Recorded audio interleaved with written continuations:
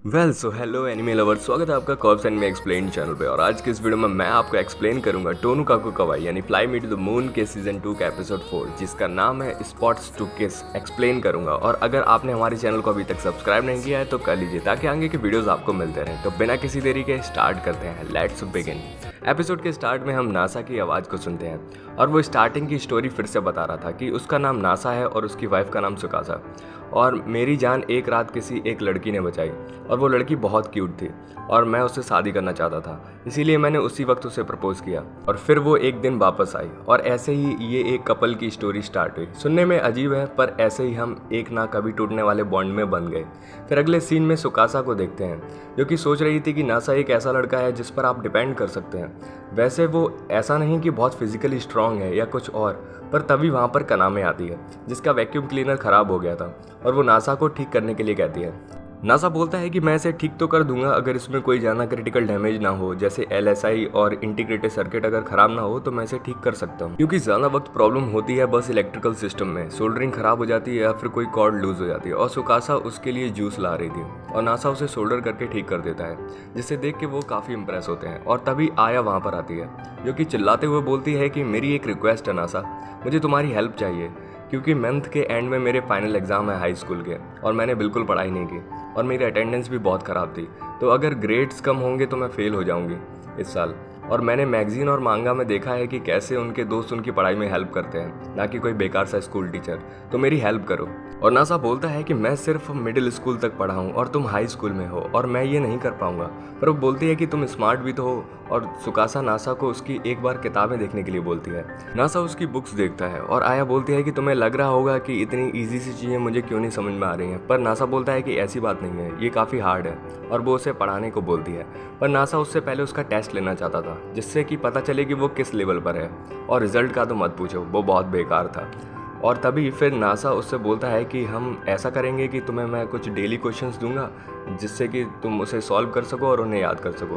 तो फिर ये काम हम कल से स्टार्ट करेंगे और तुम अपनी सारी बुक्स भी ला सकती हो। फिर अगले सीन में सुकासा पूछती है कि ये सब ठीक रहेगा ना, और नासा बोलता है कि मैं उसे फेल तो नहीं होने दूंगा, मैं क्वेश्चन प्रिडिक्ट कर सकता हूँ प्रीवियस ईयर के क्वेश्चन के बेस पे, और ऐसे ही मैं फर्स्ट रैंक लेके आया था पूरे नेशन में।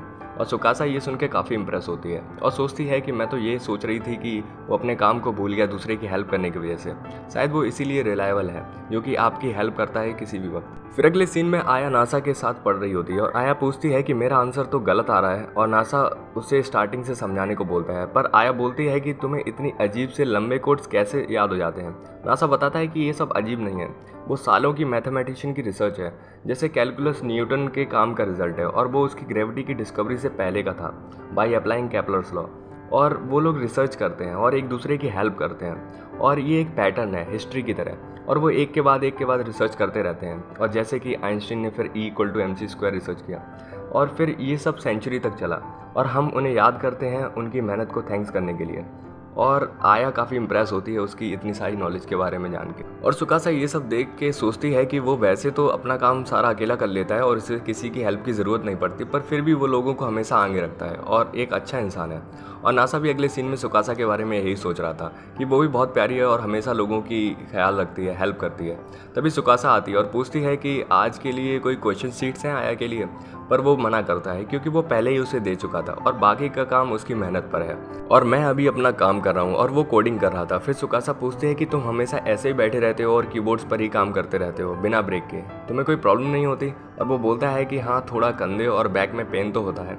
और सुकासा उसे काम रोकने के लिए बोलती है और उसे कंधे मसाज करने के लिए कहती है और जल्दी से उसे लिटा लेती है, जिससे नासा थोड़ा एम्बैरेस फील करता है, पर वो लेट जाता है और सुकासा मसाज स्टार्ट करती है। वो भी अलग अलग पोजीशन स्टार्ट कर रही थी जिससे नासा बड़ा ऑकवर्ड फील कर रहा था, पर उसे अच्छा भी लग रहा था। और फिर वो उसे as a return thank you में मसाज देने की सोचता है, पर आइडिया कैंसिल कर देता है क्योंकि काफ़ी अजीब था। और फिर सुकासा बोलती है कि चलो फिर हम हैंड मसाज से ये सब खत्म करते हैं, और नासा काफ़ी एम्बैरेस हो रहा था। और सुकासा फिर उसके हाथ को किस करती है और पूछती है कि अब ठीक है ना, और वो हाँ करता है और बोलता है कि मैं ये कह रहा था कि मैं तुम्हें मसाज देना चाहता हूँ, पर सुकासा मना करती है कि उसे ज़रूरत नहीं है, वो बीमार नहीं पड़ती, जल्दी थकती नहीं, तो उसे इसकी ज़रूरत नहीं है। और नासा ये सुन के काफ़ी डिसअपॉइंट होता है और उसका चेहरा देख के सुकासा उसे हाँ कर देती है, पर उसे अच्छे से शोल्डर मसाज करने के लिए कहती है और नासा फिर स्टार्ट करता है। सुकासा भी इससे काफ़ी एम्बैरेस लग रही थी और नासा काफ़ी डर रहा था क्योंकि वो काफ़ी सॉफ्ट थी।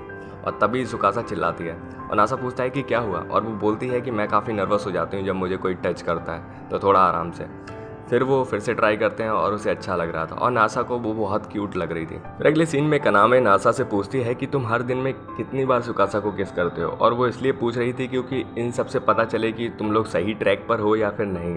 और वो ये सब इन्फॉर्मेशन यूट्यूब हर जगह से निकाल रही थी और बताती है कि उसने एक रियलिटी शो में भी देखा जिसमें ये पूछा जा रहा था कि तुम कितनी बार अपनी वाइफ को किस करते हो, और वो लोग फिर बहुत अच्छे से किस करते हैं हर जगह। तो इसीलिए मैं कंफ्यूज हूँ और पूछना चाहती कि तुम कितनी बार करते हो। और नासा बोलता है कि ये कैसी अजीब सी बातें पूछ रही हो, पर कनामे फिर से पूछती है और वो बोलता है कि ये सब ज़रूरी है, और वो बोलती है कि हाँ ये ज़रूरी है, तुम लोग हस्बैंड वाइफ हो और साथ में हो तो ये सब नेचुरल है, और इसीलिए मेरे यानी कनामे के पास तुम्हारे लिए कुछ टिप्स हैं किस के ऊपर। और वो बोलती है कि किस मैटर करते हैं कि कहाँ पर किया गया है, जैसे अगर किस कान पर किया हो तो उसे सेडिक्टिव बोला जाता है, किस अगर गर्दन यानी गले पर हो तो वो उसे नीड शो करता है, और हथेली पर हो तो वो सप्लिकेशन शो करता है। क्या ये सब हॉट नहीं है? और नासा बोलता है कि हाँ लगता तो है, और इसीलिए उसने एक रिसर्च की है और सारा डाटा किस के ऊपर एक पेपर पर तैयार किया है और वो इसे नासा को देती है ताकि वो इसका यूज़ कर पाए। पर नासा बोलता है कि मुझे ये अजीब सी चीज़ें नहीं चाहिए। और कनामे बोलती है कि चलो अगर नहीं चाहिए तो वापस ले लेती हूँ, पर नासा बोलता है कि चलो अब ठीक है, तुमने इतनी मेहनत की है तो मैं ले ही लेता हूँ। फिर उसी रात वो ये सारी बातें सोच के सुकासा को देख रहा था और सुकासा उसे बोलती है कि सब्जियाँ खत्म हो गई हैं तो सुपरमार्केट जाना होगा, और वो बोलता है कि इतनी रात हो गई है तो साथ में चलते हैं। फिर हम आया को देखते हैं जो कि काफ़ी पढ़ के थक गई थी, और फिर हम सुकासा और नासा को फिर से देखते हैं जो कि सुपरमार्केट से सब्जियां लेके वापस आ रहे थे। और फिर वो लोग उसी रात वहाँ पे पार्क में घूम रहे थे और उन्हें काफ़ी मज़ा आ रहा था, और नासा उसे स्मेल कर रहा था क्योंकि वो बहुत अच्छा स्मेल कर रही थी। सुकासा उससे पूछती है कि तुम मुझे स्निफ क्यों कर रहे हो, और वो बोलता है कि तुम्हारे बाल आज अच्छे स्मेल कर रहे हैं। और सुकासा ये सुन के काफ़ी शौक थी और वो बोलती है कि अगर पहले बोला होता तो मैं इन्हें टच करने देती, और वो दोनों काफ़ी एम्बेरस हो रहे थे। तभी नासा सुकासा के बाल टच करता है और जो कि काफ़ी सिल्की थी।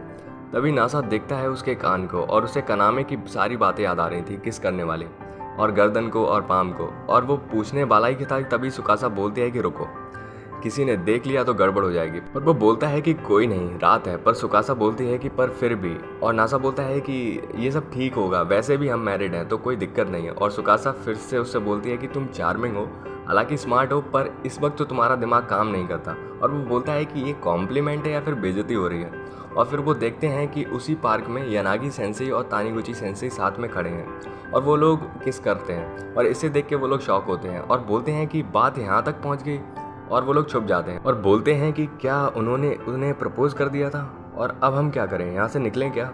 पर फिर थोड़ी देर में वो दोनों टीचर वहाँ से चले जाते हैं और नासा और सुकासा भी वापस घर पे चले जाते हैं। फिर अगले सीन में नासा प्लेट धुल रहा था और कनामे की सारी बातें उसके दिमाग में चल रही थी। तभी सुकासा उसे बुलाती है कि कनामे ने उसे कुछ फ्रूट्स दिए हैं और वो लोग साथ में इन्हें खाते हैं।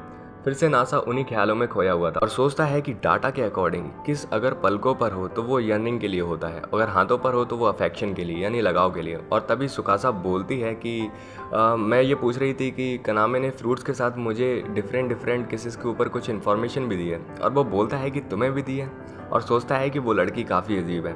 और सुकासा बोलती है कि नहीं, ये तो काफ़ी इंटरेस्टिंग चीज़ है, और अक्सर लोग चाहे किसी भी एज ग्रुप के हों वो इन्हीं सब बातों के बारे में कभी कभी सोचते हैं। और वो इस डाटा को पढ़ रही होती है और बोलती है कि चीक्स वाला ट्रस्ट के लिए होता है और आर्म वाला अटैचमेंट के लिए। और तभी नासा उसकी गर्दन पर किस करता है और वो बहुत एम्बैरस हो जाती है, और नासा बोलता है कि गर्दन पर किस नीड के लिए होता है, और इसके बदले में सुकासा उसके ईयर यानी कान पर किस करती है जो कि सेडिक्शन के लिए था। और तभी वो लोग मूवमेंट में थे और फिर तो नासा किसिस की लाइन लगा देता है, हैंड पाम। सुकासा भी फॉरहेड पर करती है जो कि काफ़ी अच्छा लग रहा था क्योंकि वो ब्लेसिंग के लिए था। और वो फिर हेड के ऊपर किस करती है जो कि लंबी उम्र के लिए होता है। तभी नासा उसकी बेली पर किस करता है और फिर सीन हमारा आया पर वापस आता है जो कि सुबह हो चुकी थी और वो सो रही थी।